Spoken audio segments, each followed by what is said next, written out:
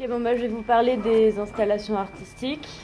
Et du coup, je vais vous parler d'abord de l'histoire et un peu en quoi ça consiste. Donc, c'est une œuvre d'art visuel tridimensionnelle, en 3D du coup, souvent créée pour un lieu spécifique et conçue pour modifier la perception de l'espace. Ce terme d'installation s'applique plus généralement à des œuvres créées pour des espaces intérieurs, genre des galeries ou des musées. Et ce terme, il date des années 70. Et en parallèle, pour les œuvres, pour les œuvres extérieures, on parle plus d'art public ou d'intervention artistique. Les installations peuvent être mobiles, permanentes ou éphémères. Elle peut être assimilée à une sculpture, mais on ne peut pas l'y réduire. On parle d'hybridation et de mutation. Elle permet également d'éclater la notion de volume. Par exemple, une énorme salle avec plein de tout petits objets qui prennent tout l'espace, ou sinon un énorme objet pour une grande salle.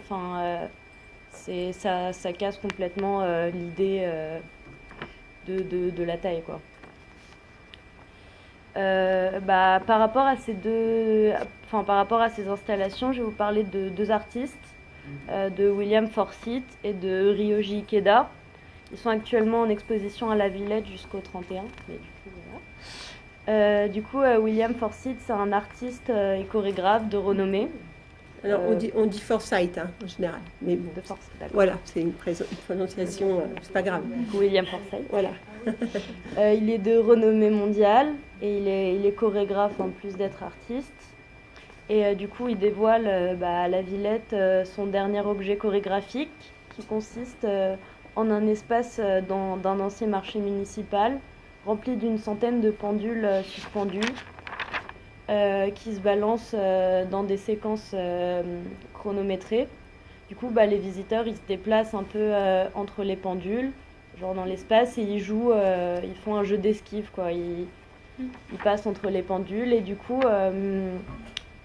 en jouant ce jeu d'esquive, avec des mouvements rapides à travers ces rangées de poids, et ça résulte à une danse impromptue. Et c'est là qu'on voit le mélange unique de la chorégraphie et de l'œuvre, où les spectateurs deviennent acteurs des installations interactives. Cette œuvre, elle s'appelle Nowhere and Everywhere at the Same Time. Voilà.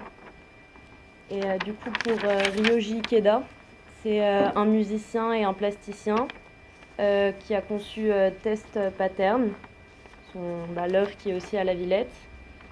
C'est un système créatif capable de transformer n'importe quelle donnée, genre texte, photo, son ou vidéo, en code barre, genre en motif binaire. Et c'est une installation monumentale qui plonge les visiteurs dans un environnement audiovisuel ultra changeant. Et ça bouleverse un peu les perceptions, car il y a des successions hypnotiques de motifs noirs et blancs, et générées par la conversion en temps réel d'ondes sonores, et c'est en synchronie avec une musique. C'est un peu ce qu'on a vu à la sortie. Enfin, il y a des données ou des musiques qui vont avec avec comment l'œuvre bouge et tout ça. Et du coup, Ikeda invite les visiteurs autant à s'aventurer aux confins de sa perception et qu'à méditer sur les limites de sa condition. Du coup, je vais vous montrer un peu les